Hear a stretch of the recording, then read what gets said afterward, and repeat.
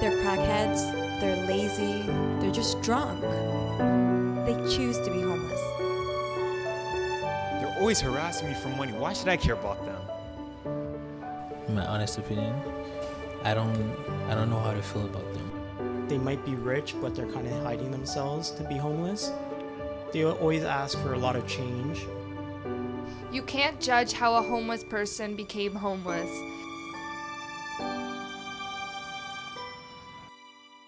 There are a lot of people that are homeless for absolutely no good reason. In the city of Toronto, statistics tell you that in any given year, there's at least 10,000 youth that are homeless, and in any given night, there are 2,000 youth on the streets of Toronto, and that's way too high. I think one homeless person is way too high, but definitely 2,000 people, 2,000 youth in one night. And there are situations, there are circumstances where that could have been avoided.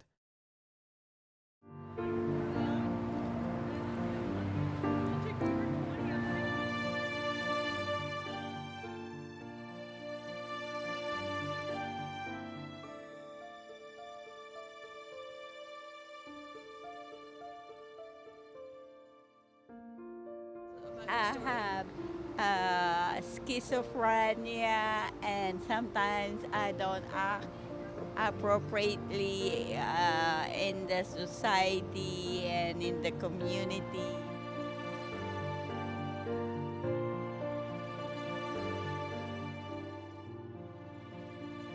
For men, women that are homeless, it could be the breakdown of a marriage, the loss of a job, mental health, some type of sickness, where they can no longer tend to, the normal routine of life, like holding down a job, paying bills, and so forth.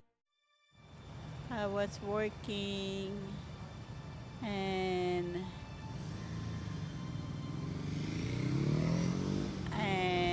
have some breakdown due to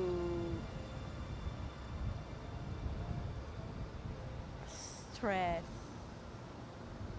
Now that you're homeless, nobody is required to give you any medication unless you agree to stay in a home, and supervise you, and the social worker will monitor you taking your med.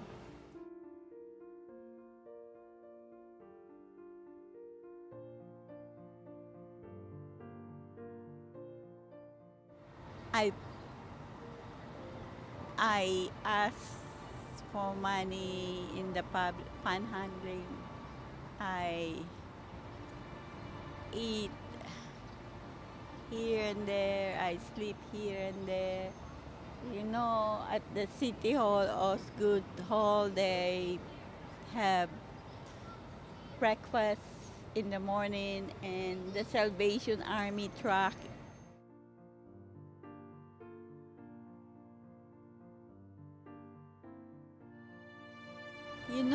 These things just happen. You don't expect them to happen. You don't imagine it will happen.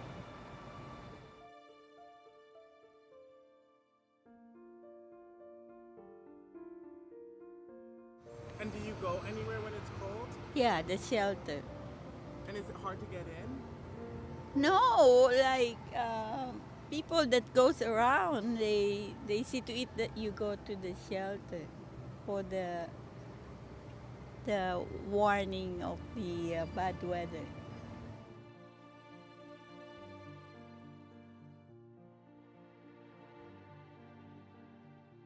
Right now, I'm enjoying living outside. You don't have stress.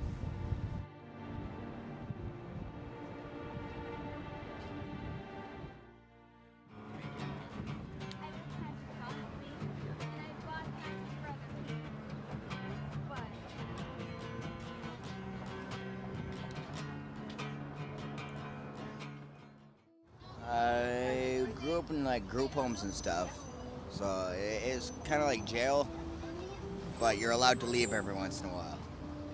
Well, after that, the Children's Aid couldn't control where I stayed, so I tried to go back to live with my mother, But like I kind of felt like their lives would move on without me, so I just decided it was better off that I was on my own.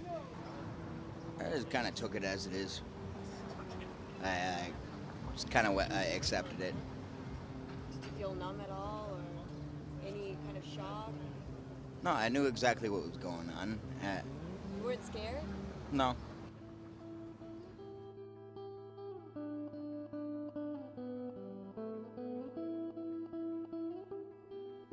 Now with the Ontario Safe Streets Act, which prohibits, public solicitation of funds or so forth, which, directly affects panhandling or squeegee kids. That, in essence, has caused criminal activity to go up because now it's criminal, but, a lot of youth have no other means of making money, so they disregard the act and then they find themselves on the wrong side of the law. I end up going to jail a lot. Cops don't like homeless people. They're trying to clean up the streets, right? So that their solution is to put them all in jail, find reasons to. Whether it be they've got an open can of beer in public, or you're drunk in public, just throw you in jail.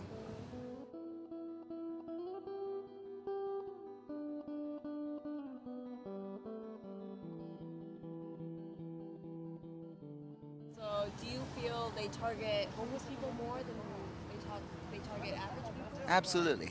Why do you think that is? They're trying to clean up the streets. I mean, the people who pay taxes and stuff don't like to see people sitting on the sidewalk, right? Do you think that's fair? No, but it happens.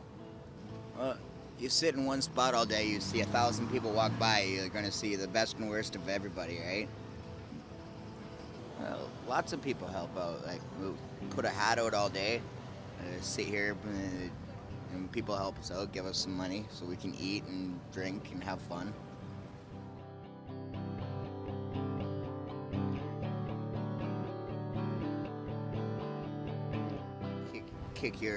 Kick my hat full of change all over the place and scrambling, and then go push me over while I'm trying to pick it up. And say, get a job, or a bunch of different stuff. And how do you respond to that? Just let it go most of the time. Yeah, I learn a lot of stuff. Like? If the world goes to shit, if the world falls into anarchy, I'll be okay. Make sure you got enough blankets to keep warm at night, and just keep eating during the day. I don't really see any of your negatives. No.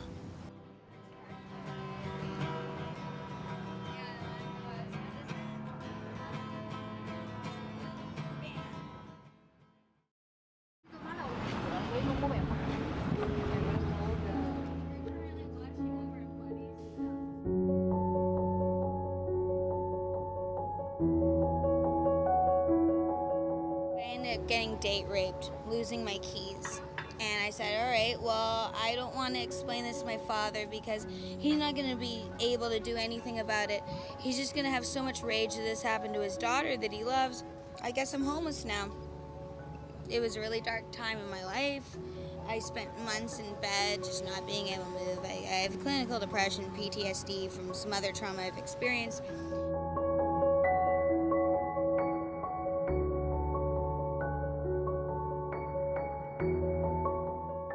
We just deal with what life brings us, and then by the time that it comes, we try not to deal with too many angry drunk people because that's dangerous, right? Like, we don't want to get followed to our sleep spot.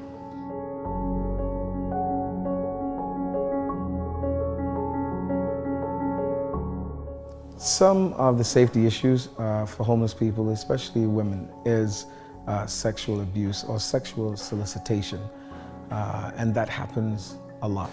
At least 60% of women that are homeless have encountered some type of sexual abuse or sexual solicitation, and is one of the causes for them becoming homeless, and is also a cause for some homeless women to not want to stay in institutions or so forth because they feel it is unsafe. I could not honestly tell you how many times I've been sexually assaulted. By other homeless people or? People. Just people. It doesn't matter like what socioeconomic status they have or what lifestyle they've had.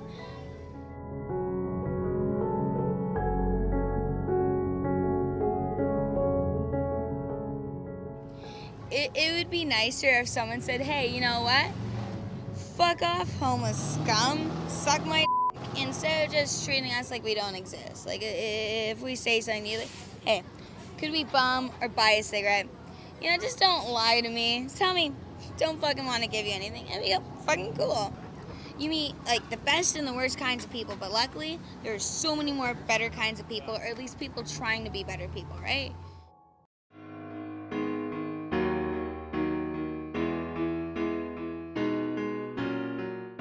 Our main goal is to make dreams come true for homeless youth by creating positive initiatives and solutions that will rebuild, inspire, and employ them.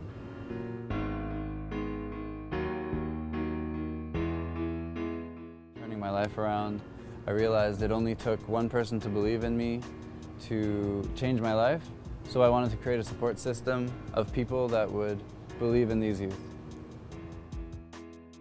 We've also raised or collected close to 5 tons of donations, which we've donated, and there's no telling really the amounts of people that all came in contact with.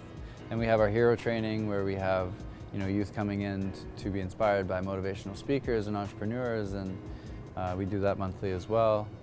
So it's hard to really say. I'm not counting, but we're helping quite a few people, considering we've only been around for 2 years. I'm following my calling. It's just what I want to do. It's what I believe all of us at some point should do with their lives.